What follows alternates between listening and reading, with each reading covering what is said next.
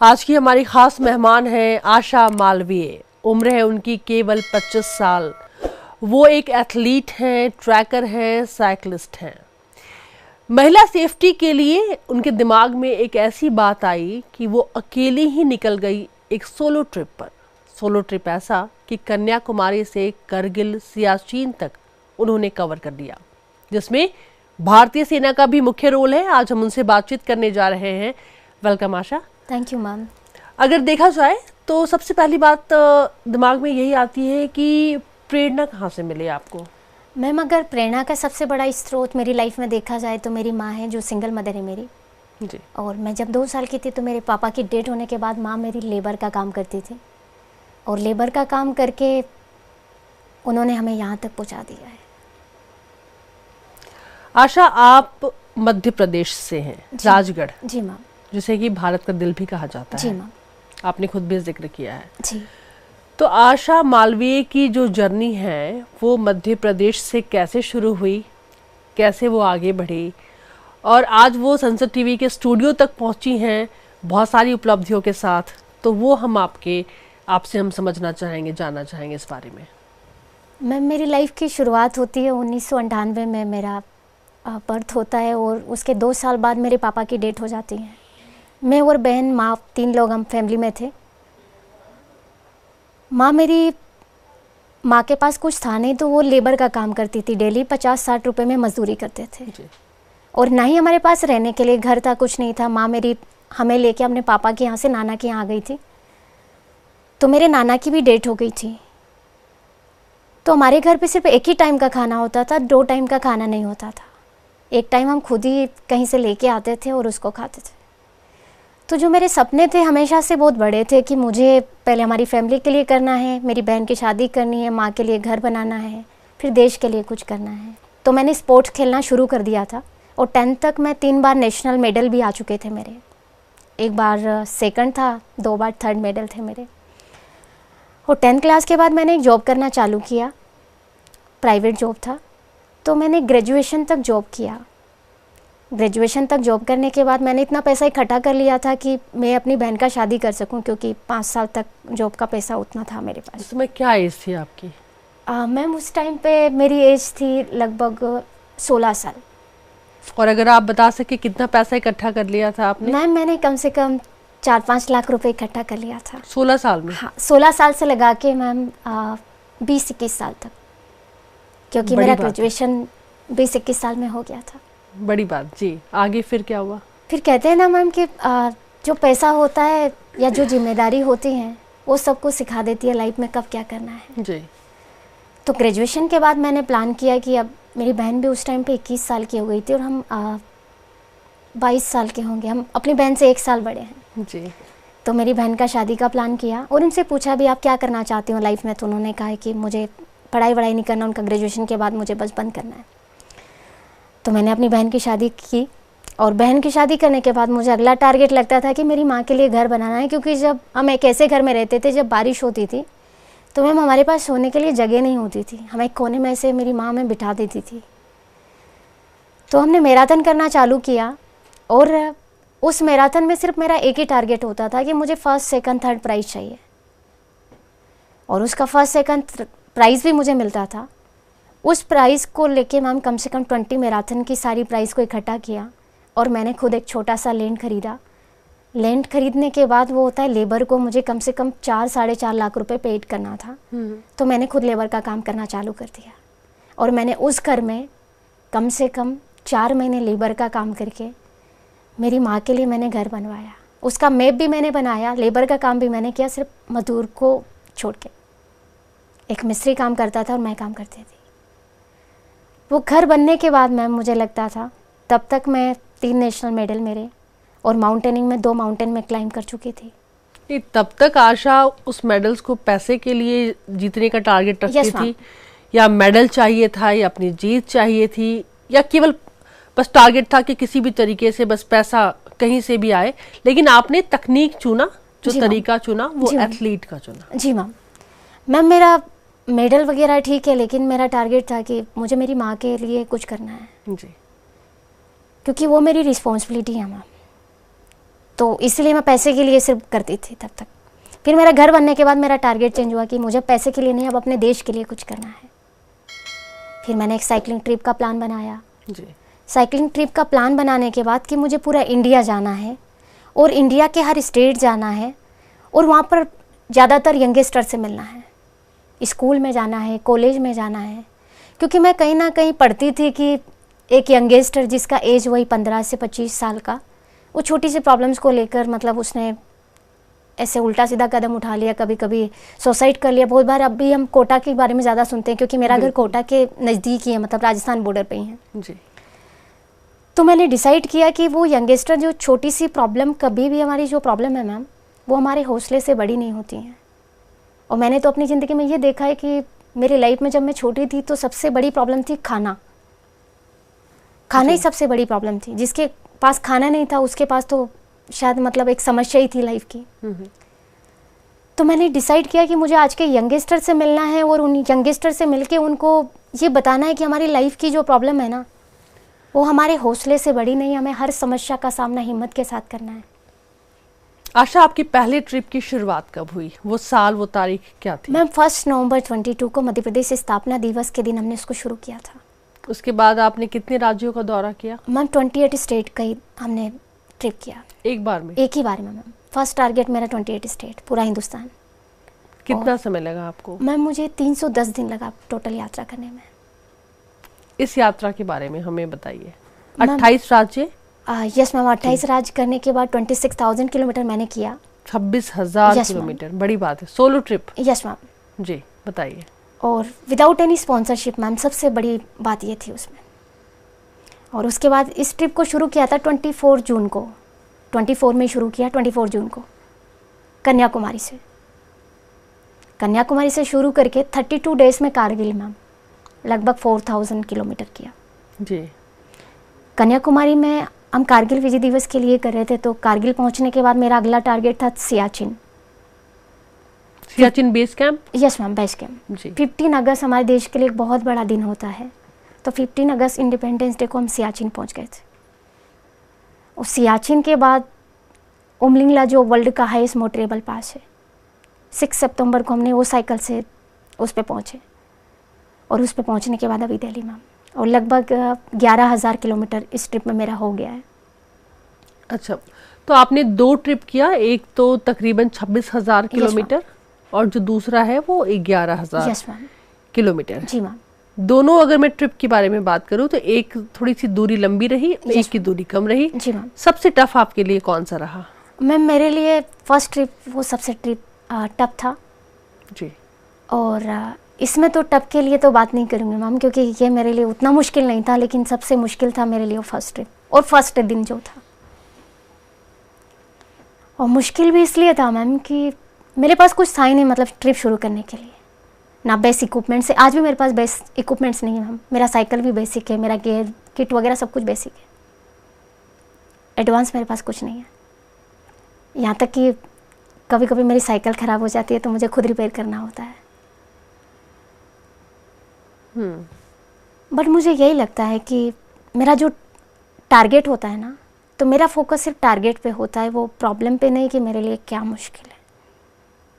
लेकिन जो इस वक्त आपको सुन रहे हैं वो ज़रूर ये जानना चाहेंगे कि ठीक है, आपके जो बेसिक जो समस्या थी आपके जीवन की, उसको आपने समाधान उसका निकाल लिया, फिर आशा मालवीय ट्रैकिंग पे क्यों, साइकिलिंग की तरफ क्यों निकल गई?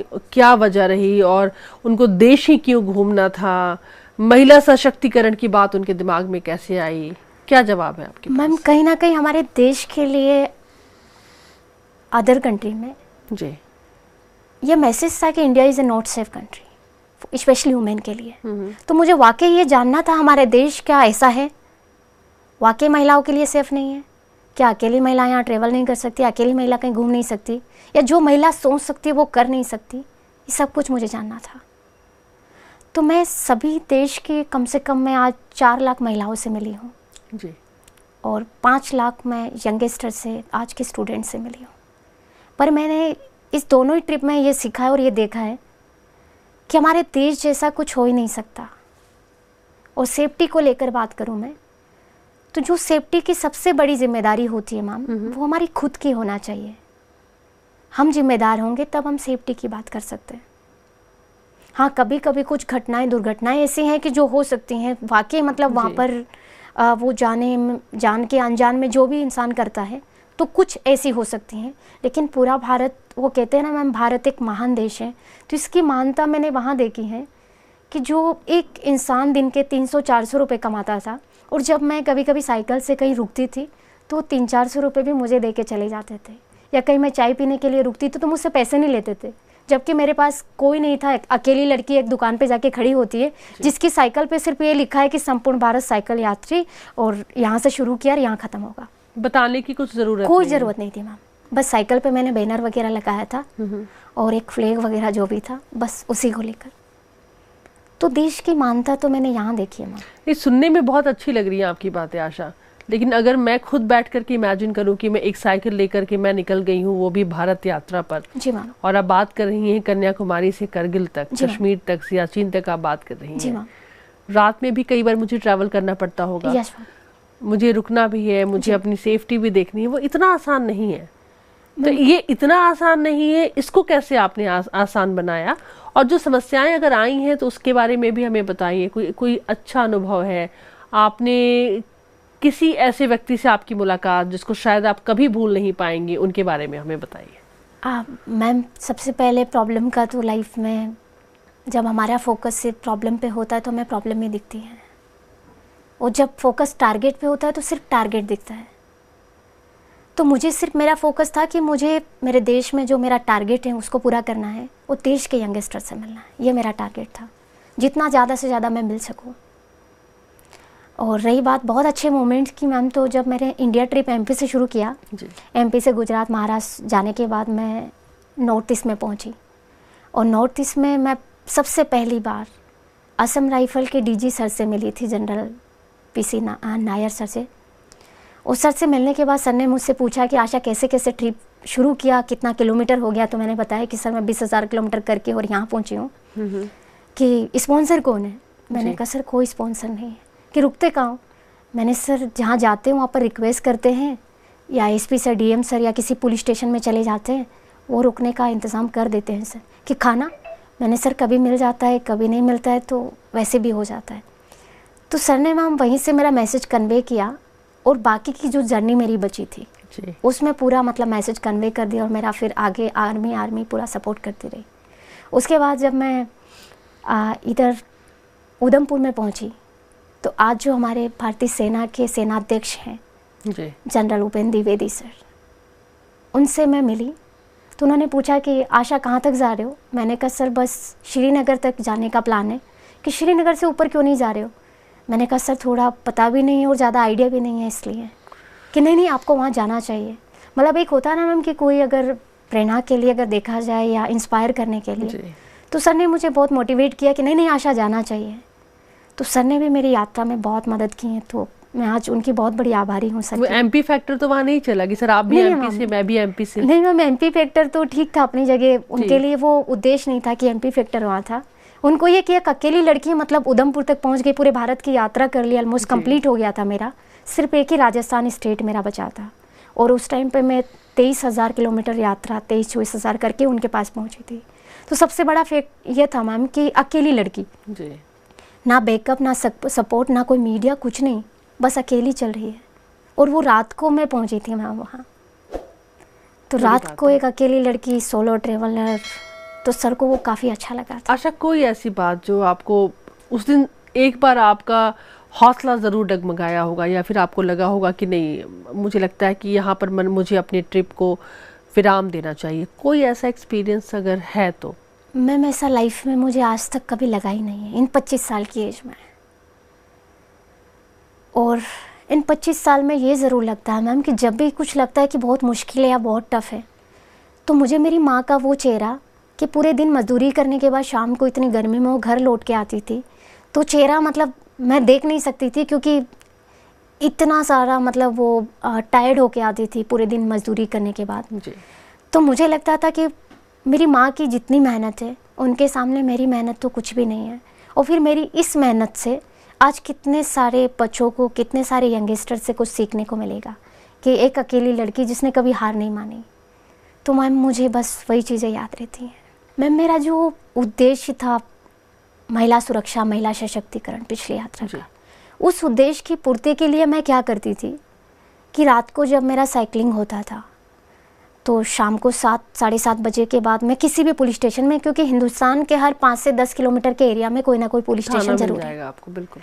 तो मैं उस पुलिस स्टेशन में जाती थी और वहाँ जाके बोलती थी कि सर मैं ऐसे ऐसे साइकिलिस्ट हूँ, और एक तो वीडियो वगैरह, फोटोग्राफ वगैरह उनको दिखाती थी। दिखाने के बाद मैं बोलती थी कि सर आप मुझे अपना एरिया पास करा दीजिए, आपको जैसा लगता है। तो मैम वो हेल्प करते तो ठीक था, अगर नहीं करते थे तो फिर उनसे आगे ऑफिसर कौन होते थे उनको मैं फ़ोन करती थी।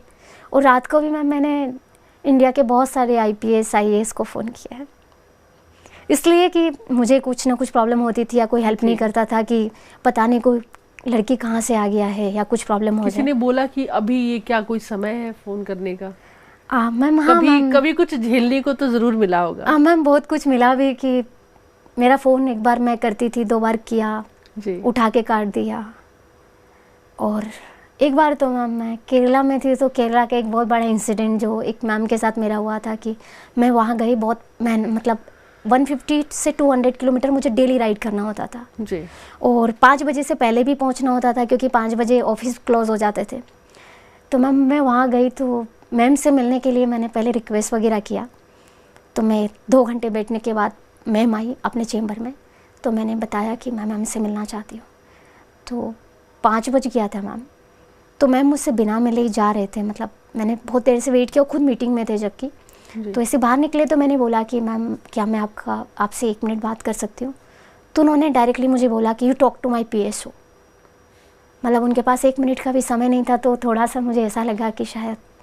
फिर मैं PS मैडम के पास गई, वो भी मैम ही थी। मैंने बोला कि मैम हम एक दिन यहाँ रुकना चाहते हैं। तो उन्होंने कहा कि यहाँ कुछ नहीं हो पाएगा, आप आगे जाइए। तो मैम उस दिन मैं 250 किलोमीटर राइड करके अगले डिस्ट्रिक्ट में पहुँची। रात को मैम मैं 2 बजे वहाँ पहुँची थी। मैंने वहाँ पर फ़ोन करके मैसेज कन्वे किया और वहाँ पर बताया कि सर मैं ऐसे यहाँ पर थी, लेकिन यहाँ कोई हेल्प नहीं कर रहा है, इसीलिए मैं रात को 12 बजे में मैंने अकेले साइकिलिंग किया। और कोई पुलिस वुलिस कुछ भी, कोई मतलब उतना हेल्प नहीं कर रहा था, विदाउट एनी पुलिस कुछ नहीं था। तो वो इंसिडेंट हो गया। और कुछ इंसिडेंट ऐसे कि मतलब बहुत अच्छे, जो मैं अपनी लाइफ में कभी नहीं भूल सकती हूँ, कि मैं आज इंडिया के कम से कम 28 ऑनरेबल गवर्नर सर जिनसे मैं मिली हूँ, 25 माननीय मुख्यमंत्री जिनसे मैं मिली हूँ, और हमारे सेनाध्यक्ष जिन्होंने हमें पिछले, जो मनोज पांडे सर थे, उन्होंने मुझे कमेंडेशन कार्ड भी दिया था मेरी जर्नी को देख के।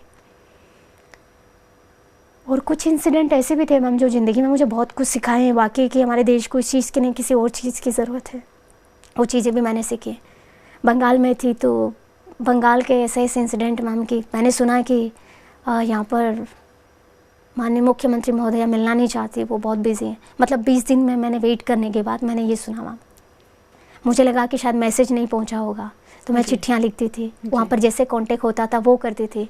कांटेक्ट करने के बाद लास्ट में मैम मेरे को 20 दिन हो गया एक जगह में, सिर्फ एक इसलिए कि हमारे देश की एकल महिला मुख्यमंत्री महोदया जो बंगाल राज्य में थी, उनसे मिलने के लिए।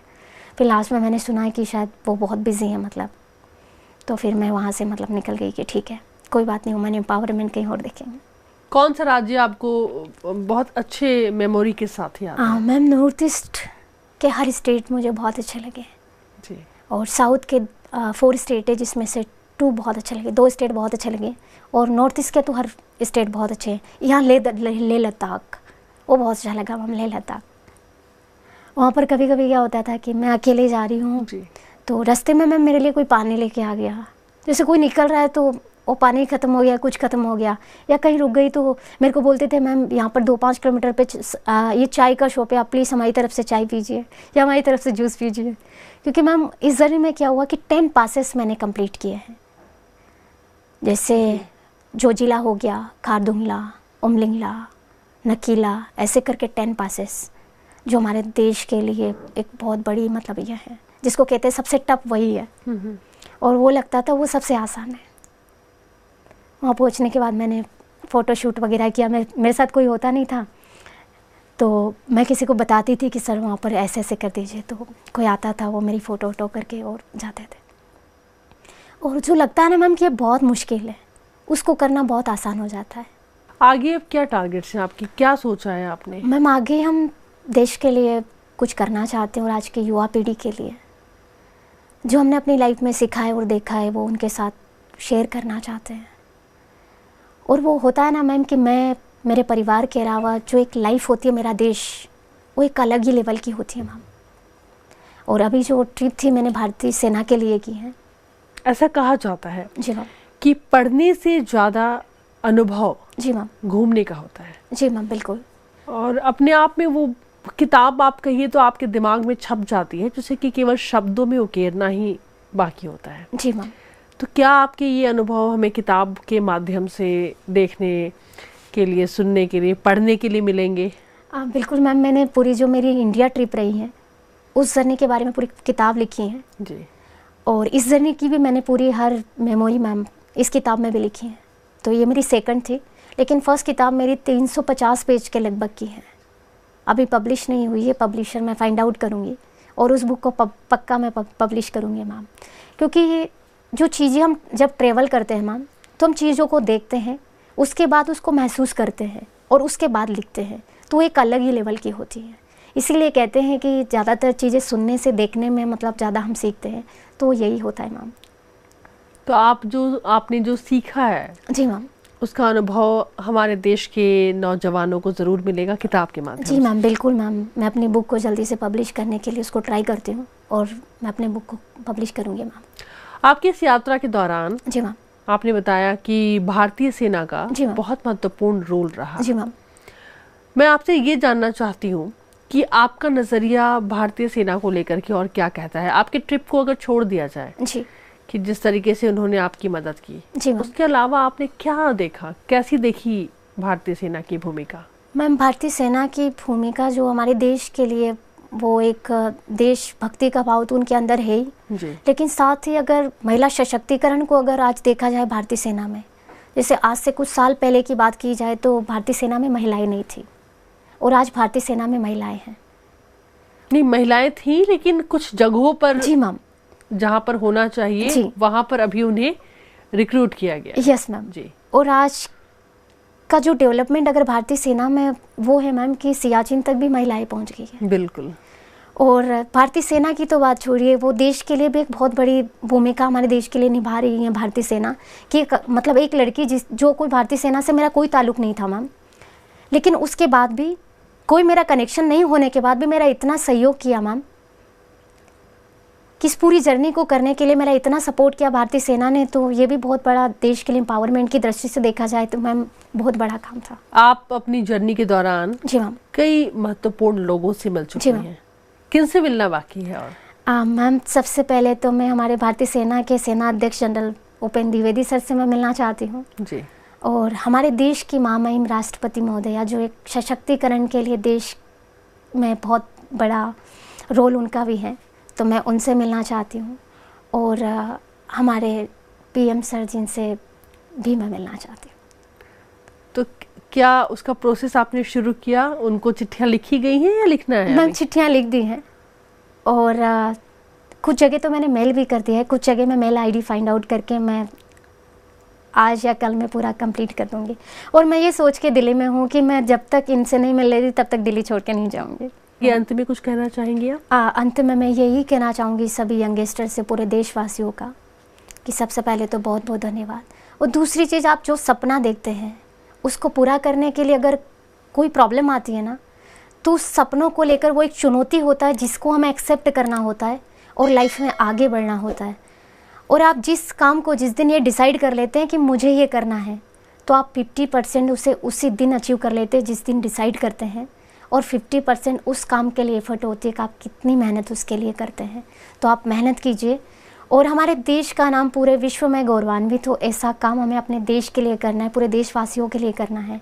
And thank you so much, बहुत बहुत धन्यवाद। आशा, बहुत बहुत शुक्रिया हमसे बातचीत करने के लिए। हम उम्मीद करते हैं कि आगे आपकी मुलाकात देश के राष्ट्रपति, देश के प्रधानमंत्री से भी ज़रूर हो, सेना अध्यक्ष के साथ में हो, और आपने आगे जो भी सपना देखा है वो ज़रूर पूरा हो। संसद टीवी से बात करने के लिए बहुत बहुत शुक्रिया आपका।